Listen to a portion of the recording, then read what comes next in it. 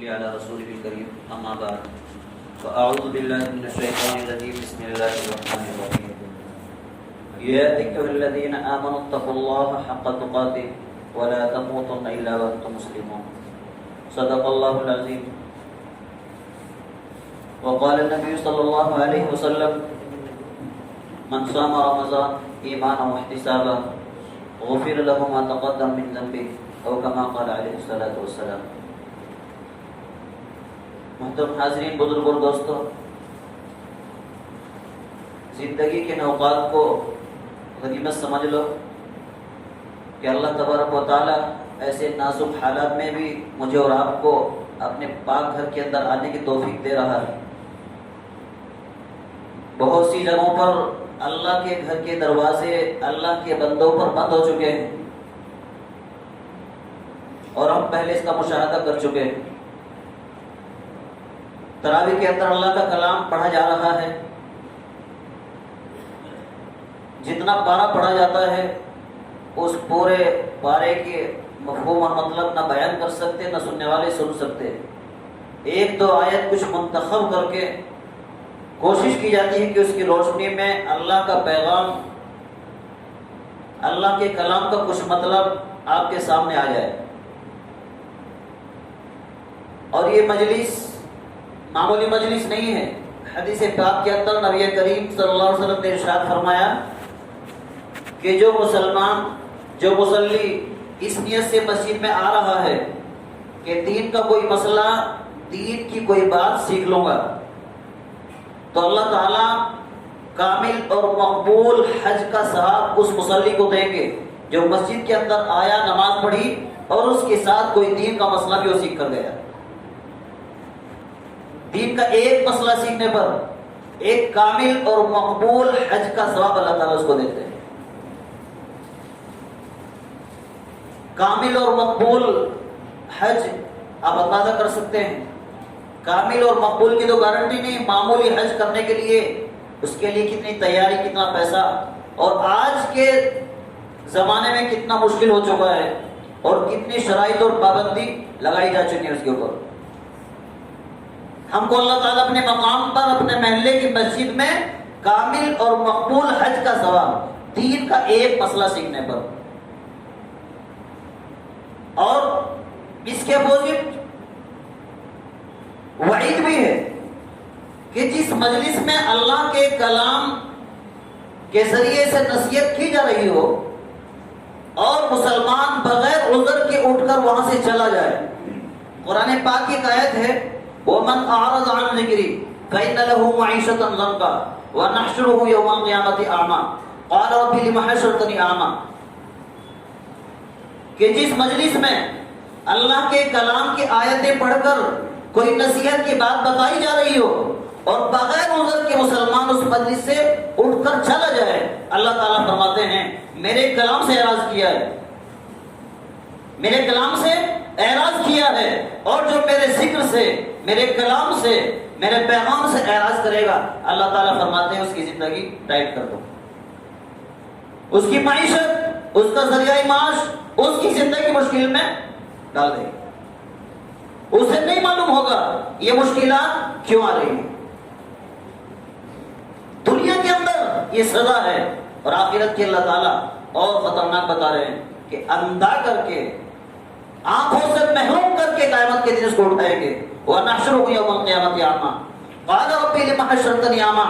اب پوچھے گا یا اللہ میں تو دنیا میں آنکھوں والا تھا، میری آنکھوں میں تو روشنی تھی، میں اندھا کیسے ہو گیا؟ اللہ تعالیٰ فرمائیں گے میرے کلام کی آیتیں تیرے پاس آئی، میرا کلام پڑھ کر سنایا گیا، میرے کلام کو پڑھ کر نصیحت یہ کی گئی، تو نے اس پر توجہ نہیں دی، بھلا دیا، اس کو اعراض کیا، لہذا تجھے بھی آج بلا دیا گیا، آج میں بھی توجہ نہیں دوں گا، تیری آنکھوں کی بینائی لوٹائی نہیں جائے۔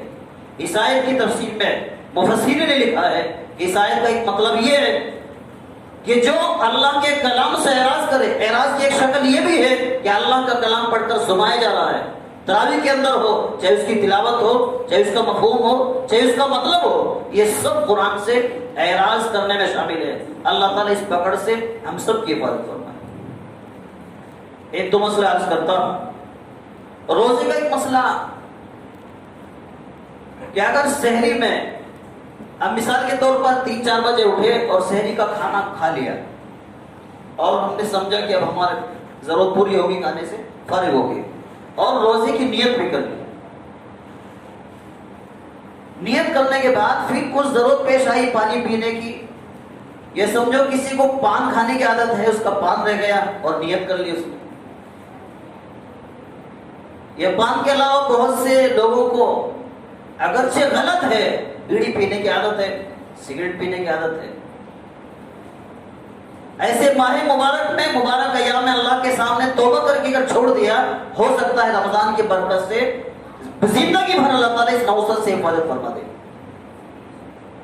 لیکن مسئلہ یہ اگر نیت کرنے کے بعد ابھی سحری کا وقت باقی ہے اور اس نے نیت کر لی اور اب کچھ کھانے کی ضرورت پیش آ رہی ہے، تو مسئلہ یہ ہے کہ سحری کا وقت جب تک باقی ہے اس کی نیت یہ آخری فیصلہ نہیں ہے. اس کے بعد بھی کچھ کھانا چاہے تو کھا سکتا ہے، کچھ پینا چاہے تو پی سکتا ہے جب تک سحری کا وقت باقی ہے. ہاں البتہ پھر دوبارہ کھانے پینے کے بعد پھر نیت کرنا ضروری ہے. نئے مسائل بھی روزے سے متعلق پیش آ رہے ہیں. ایک مسئلہ یہ کہ کرونا ٹیسٹ کرایا جاتا ہے، بہت سی جگہوں پر ٹیسٹنگ چل رہی ہے اور بہت سی جگہوں پر تو ایسا ہے کہ اس انسان کی مرضی کے بغیر پکڑ کر اس کو چیک کر لیا جاتا ہے. وہ چاہے یا نہ چاہے، ٹیسٹ کرانا چاہے یا نہ کرانا چاہے، لیکن اس کو پکڑ کر ٹیسٹ کر دیا جاتا ہے. کرونا ٹیسٹنگ میں ناک کے اندر، منہ کے اندر کوئی چیز ڈال کر چیک کیا جاتا ہے. دارالعلوم دیوبند کے اندر بھی یہ مسئلہ آیا تھا، یہ فتویٰ پوچھا گیا کہ کرونا ٹیسٹ جب کرتے ہیں ناک کے اندر کوئی چیز ڈالتے ہیں اور حلق کے اندر بھی ڈالتے ہیں تو کیا اس سے روزہ ٹوٹے گا یا نہیں؟ تو مسئلہ مفتیان کرام نے یہ بتایا ہے کہ کرونا ٹیسٹنگ کی وجہ سے روزہ نہیں ٹوٹتا. کسی گاڑی پر روئی کاٹن لگا کر ناک کے اندر ڈالتے ہیں، حلق کے اندر ڈالتے ہیں اور اس سے ناک کے اندر کی رطوبت اور منہ کے اندر کا تھوک وغیرہ کچھ اس پر لگ کر آتا ہے، بس اس کو نکال کر وہ مشین میں ڈال کر چیک کرتے ہیں. اس سے روزے پر فرق نہیں پڑتا، اس سے روزہ نہیں ٹوٹتا. اسی طرح روزے کی حالت میں ویکسین جو دوائی دی جاتی ہے انجیکشن کے ذریعے، ویکسین کا جو انجیکشن دیا جا رہا ہے کورونا سے حفاظت کے لیے، تو اس انجیکشن لینے سے بھی روزہ نہیں ٹوٹتا، روزے پر کوئی فرق نہیں پڑتا. روزے کا مسئلہ پیٹ کے تعلق سے ہے کہ پیٹ کے اندر ڈالے کر کوئی چیز جاتی ہے اس سے روزہ ٹوٹتا ہے. ناک کے اندر سے دوائی اندر پہنچائی تو روزہ ٹوٹ جائے گا، کان کے اندر سے دوائی پہنچائی روزہ ٹوٹ جائے گا. پیٹ کے اندر جس چیز کا ڈائریکٹ کنیکشن ہے، ناک ہے، کان ہے، ان چیزوں سے دوائی ڈالی گئی یا منہ کے اندر سے پیلی ڈراپ دوائی پی لی، سیرپ پی لی، تو ان چیزوں سے روزہ ٹوٹ جائے گا. جو دوائی ڈائریکٹ پیٹ سے جس کا کنیکشن ہے ڈائریکٹ پیٹ کو نہیں جاتی، اس سے روزہ نہیں ٹوٹتا. ایک مسئلہ وتر کی نماز کا ہے. ہم سب کو معلوم ہے کہ وتر کی نماز 3 رکعت وتر واجب ہے اور اس واجب نماز میں دعائے قنوت پڑھنا بھی واجب ہے. اور واجب کا درجہ آپ کو معلوم ہے، وہ اس کا پورا کرنا، ادا کرنا اسی طرح ضروری ہے جس طرح فرض کو ادا کرنا ضروری ہے. بس عقیدے کے اعتبار سے فرق ہے کہ واجب کا منکر کافر نہیں ہوتا، فرض کا منکر کافر ہو جاتا ہے. عقیدے کا فرق ہے، عمل کے اعتبار سے واجب اور فرض برابر ہے. جس طرح فرض کو ادا کرنا ضروری، واجب کو ادا کرنا بھی ضروری. وتر کی نماز واجب، اس سمیت دعائے قنوت پڑھنا بھی واجب ہے.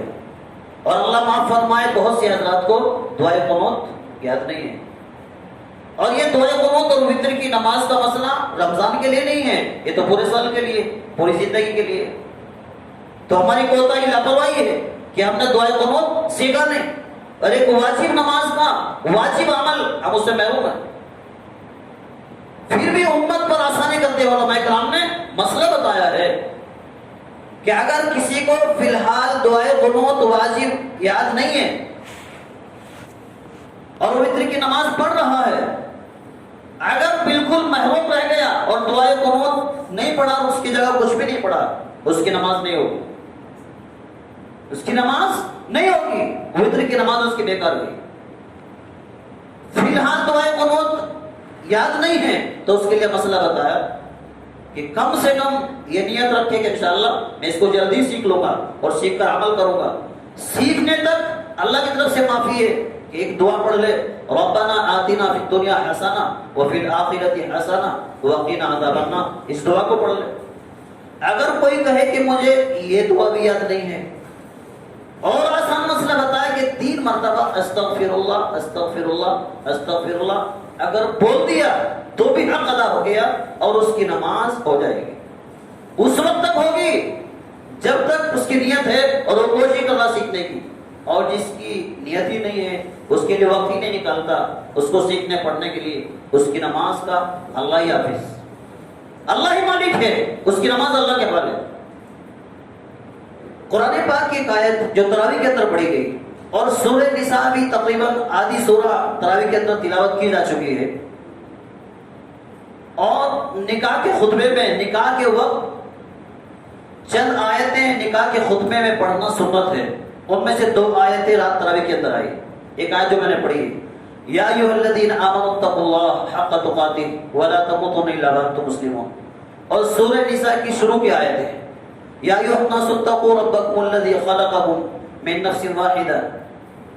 یہ آیتیں نکاح کے خطبے کے اندر پڑھی جاتی ہیں، اور نکاح کے تعلق سے شریعت کے اندر جتنا کچھ بتایا گیا ہے، مسلمان اتنے ہی اس سے غافل اور لاپرواہ ہیں۔ نکاح بھی اسی طرح کی عبادت ہے جس طرح نماز عبادت ہے، جس طرح روزہ عبادت ہے، اور روزے کے تعلق سے الحمدللہ جتنا ہم کوشش کرتے ہیں کہ ہمارا روزہ صحیح ادا ہو جائے، سحری کس وقت کھانی ہے، افطار کس وقت کرنا ہے، کن چیزوں سے روزہ ٹوٹ جاتا ہے، روزے کے تعلق سے ہر مسلمان کوشش کرتا ہے کچھ نہ کچھ معلومات حاصل کرنے کی روزہ کیا چیز ہے، اور کرنا بھی چاہیے۔ ہر عبادت کا ہمارے اوپر حق ہے کہ اس کو صحیح انداز میں سیکھیں اور صحیح انداز میں اس کو ادا کریں، یہ اس عبادت کا حق ہے۔ جو عبادت فرض ہے اس کا سیکھنا بھی فرض ہے، اور جو عبادت واجب ہے اس کا سیکھنا بھی واجب ہے، اور جو عبادت سنت ہے اس کا سیکھنا بھی سنت ہے، اور جو عبادت نفل ہے اس کا سیکھنا بھی نفل ہے۔ یہ مسئلہ ہے شریعت کا۔ تو نکاح کے تعلق سے بہت لاپرواہی ہے، مسلمان کو یہ معلوم نہیں ہے کہ نکاح کے نام پر میں کیا تیاری کرنا ہے اور کتنی چیزیں نکاح میں ضروری ہیں اور کتنی ضروری نہیں۔ اس کا نتیجہ یہ ہوا اس لاپرواہی کا کہ نکاح کے نام پر ان چیزوں کی تیاری کرتے ہیں جو شریعت کے اندر مطلوب نہیں ہے، بلکہ بدعت و خرافات اور رسم و رواج، شریعت کے عمل چھوڑ کر مسلمان نے غیر ضروری چیزوں کو، رسم و رواج کو اس نکاح کے نام پر نکاح کے اعمال میں شامل کر لیا ہے۔ قرآن و حدیث کی روشنی میں یہ سننے اور سمجھنے کی ضرورت ہے کہ آخر نکاح میں کون سے اعمال ہیں شریعت کے اعتبار سے، قرآن و حدیث میں اللہ اور اس کے رسول نے جو بتائے ہیں، تاکہ صرف ان پر توجہ دی جائے اور ان کی تیاری کی جائے اور غیر ضروری چیزوں سے بچا جائے۔ یہ سننے اور سمجھنے کی ضرورت ہے، سکون سے، تسلی سے۔ آپ حضرات کو ماحول معلوم ہے، چند دنوں پہلے، چند مہینوں پہلے جہیز کے نام سے اور جہیز کے نام پر جو مسلمان کے اندر ہوا، اور نوجوان مسلم لڑکیوں نے شادیوں کے بعد جن کی ماں باپ نے سینکڑوں روپیہ خرچ کیا، لاکھوں روپیہ خرچ برباد کیا نکاح اور شادی کے نام پر، جہیز کے نام پر، اور پھر ان کی لاڈلی اور پیاری بیٹی خودکشی کر لی، جل کر مر گئی، جہیز اور ہونا اور جوڑا گھوڑا اور ہونا، اس مطالبے میں اس سے پریشان ہو کر خودکشی کر لی، جل کر مر گئی، اور بہت سارے واقعات، حالات پیش آتے رہتے ہیں اور آ رہے ہیں۔ ان حالات کو دیکھتے ہوئے علماء کرام نے پورے ملک کے اندر ایک مہم چلائی اور ایک محنت اور کوشش کری تاکہ ہر مسلمان تک یہ پیغام پہنچ جائے کہ آخر نکاح کیا چیز ہے اور اس کے اندر کون سے عمل ضروری ہیں، شریعت نے کن کاموں کے لیے کرنے کے لیے کہا ہے اور کن چیزوں سے منع کیا ہے۔ مختصر انداز میں خلاصے کے طور پر بتائے کہ نکاح کے کل 6 اعمال ہیں، انہی کی تیاری کے لیے شریعت نے حکم دیا ہے۔ اور قرآن پاک میں نکاح کے خطبے میں جو آیت پڑھی جاتی ہے، جو آیت میں نے تلاوت کی، یا ایھا الذین آمنوا اتقوا اللہ حق تقاتہ ولا تموتن الا وانتم مسلمون، کہ نکاح اور شادی کے موقع پر انسان خوشی میں ہوتا ہے، خوشی میں ہوتا ہے، اور اس کے اوپر خوشی کا منظر سوار ہوتا ہے۔ اللہ تعالیٰ اپنے کلام کے اندر اس موقع پر یہ آیت پڑھوا کر اس بندے کو یہ بتانا چاہتے ہیں اور یہ کہنا چاہتے ہیں، ایمان والو اللہ سے ڈرو جیسا کہ اللہ سے ڈرنے کا حق ہے، کہ تم نکاح اور شادی کی خوشی میں اللہ کو مت بھول جاؤ اور اپنے منمانے طریقے پر اس عمل کو مت کرو، اللہ سے ڈرو جیسا کہ اس سے ڈرنے کا حق ہے۔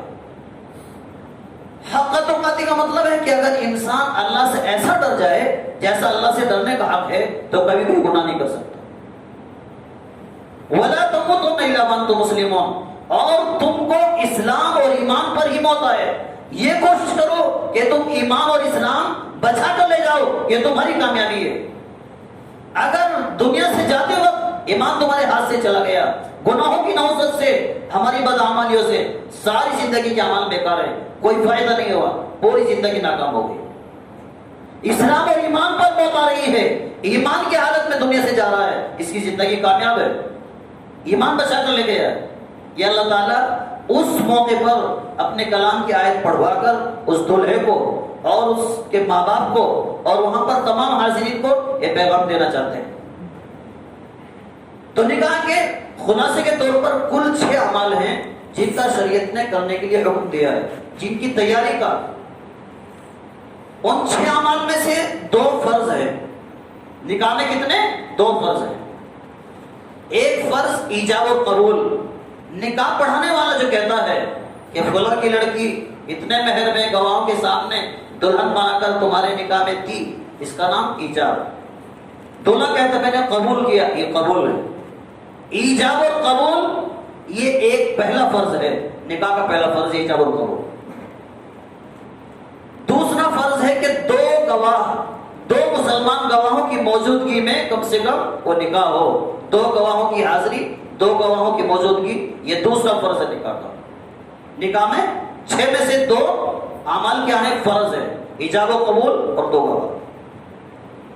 تیسرا عمل مہر کا واجب عمل ہے، مہر ادا کرنا واجب ہے، اور واجب کا درجہ میں نے بتایا عمل کے اعتبار سے اس کی ادائیگی بھی ضروری ہے، جس طرح فرض کی ادائیگی ضروری ہے۔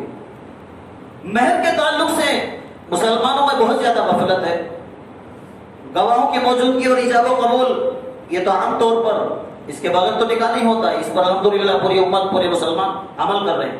لیکن مہر کا مسئلہ جب آتا ہے اور شادی کے نام پر، رسم و رواج پر اور جوڑے گھوڑے جہیز کے نام پر لاکھوں روپیہ خرچ کیا، 2 لاکھ کیا، 4 لاکھ لگا دیا، جب پوچھتے ہیں نکاح کے وقت مہر کیا دے رہا ہے، موشا کا باپ کیا تیاری کی ہے، تو کہتے ہیں حضرت قرض لکھ لو۔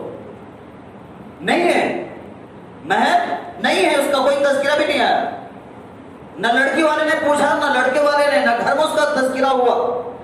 جس چیز کی تیاری کا شریعت حکم دے رہی ہے اور شریعت نے جس کو واجب کہا ہے اس کا تذکرہ ہی نہیں ہے۔ ہزاروں روپئے جیب کے اندر بھی رکھے ہیں، شادی محل کے اوپر بھی خرچ کیا ہے، دعوت کے اوپر بھی خرچ ہو رہا ہے، مہر کے نام پر کہہ رہا ہے نہیں ہے حضرت قرض لکھ لو۔ کتنا لکھ لو؟ کہ جو بھی جماعت کا ہو لکھ لو حضرت، کیا تو بھی لکھ لو۔ واجب عمل میں، شریعت کے عمل میں یہ کوتاہی، یہ لاپرواہی، یہ نکاح کے عمل میں تیسرا عمل ہے، واجب عمل مہر۔ باقی 3 عمل سنت عمل ہے۔ ایک نکاح کا خطبہ مسنون ہے، سنت ہے کہ نکاح پڑھاتے وقت خطبہ پڑھا جائے، اور اس خطبے میں قرآن پاک کی 3 آیتیں پڑھنا مسنون ہے۔ یا ایھا الذین آمنوا اتقوا اللہ حق تقاتہ ولا تموتن الا وانتم مسلمون، اور سورہ نساء کی شروع کی آیت، اور ایک سورہ احزاب کی آیت، یا ایھا الذین آمنوا اتقوا اللہ وقولوا قولا سدیدا یصلح لکم اعمالکم ویغفر لکم ذنوبکم ومن یطع اللہ ورسولہ فقد فاز فوزا عظیما۔ ان آیتوں کو پڑھنا کا مسنون ہے۔ تو نکاح کا خطبہ پڑھنا ایک سنت عمل ہے، مسنون عمل ہے۔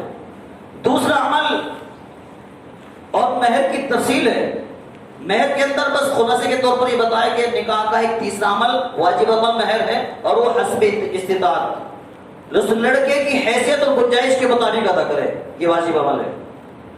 چارواں سنت عمل نکاح کا خطبہ۔ پانچواں نکاح کا مسنون سنت عمل، پانچویں نمبر کا وہ ہے چھواروں کی کھجور کی تقسیم۔ سوکھے کھجور کو اردو میں چھوارے بولتے ہیں، کہ چھوارے تقسیم کرنا، کھجور تقسیم کرنا، یہ خوشی کی علامت ہے، خوشی کی نشانی ہے۔ قبرستان میں میت اور قبر کے پاس کھجور بانٹنا یہ سنت نہیں ہے، وہ بدعت ہے۔ قبرستان میں کوئی خوشی کا منظر نہیں ہے، وہ تو غم کا ماحول ہے۔ کھانے پینے کی چیزیں لانا اور میٹھی بوندی بانٹنا قبرستان میں، اور کھجور لا کے بانٹنا، یہ تو نہایت شرم کی بات ہے، اور شریعت کے منظر کو بالکل الٹا بنا کے پیش کرنا ہے۔ نکاح کے وقت کھجور بانٹو، سنت ہے۔ تو یہ پانچواں سنت عمل نکاح کا کہ کھجور کی تقسیم کی جائے، چھوارے تقسیم کیے جائے حاضرین کے سامنے، وہیں پر جہاں پر نکاح ہو رہا ہے۔ ایک چھٹا عمل، اور وہ بھی سنت عمل ہے، ولیمہ کرنا، اور ولیمہ 100% پورا خرچ اس کا اور نوشوں کے شوہر کے ذمہ ہے، اور وہ بھی اس کی حسب استطاعت، اس کی گنجائش حیثیت کے مطابق، جتنی سہولت ہو، جتنا اللہ نے دیا ہے اس کے مطابق ولیمہ کرے۔ یہ نکاح کے خلاصے کے طور پر مختصر 6 عمل ہے۔ ان کے علاوہ جتنا عمل آپ دیکھتے ہیں وہ سب رسم و رواج ہیں، غیر ضروری ہیں، اور خود مسلمانوں نے اپنے اوپر ان کو سوار کر لیا ہے۔ اللہ تعالیٰ بدعت اور خرابات سے، رسم و رواج سے بچ کر شریعت کے اعمال کو اسی انداز سے ادا کرنے کی توفیق عطا فرمائے جس انداز سے شریعت نے، قرآن و حدیث نے ہم کو حکم دیا ہے۔ تو یہ 6 عمل ہے: ایجاب و قبول، اور 2 گواہوں کی موجودگی، مہر کی ادائیگی، نکاح کا خطبہ، اور چھواروں کی کھجور کی تقسیم، اور ولیمے کی دعوت۔ یہ 6 عمل ہے نکاح کے، انہی کی تیاری کا اور انہی کا نام شریعت نے نکاح بتایا ہے۔ اللہ تعالی ہم سب کو عمل کرنے کی توفیق عطا فرمائے۔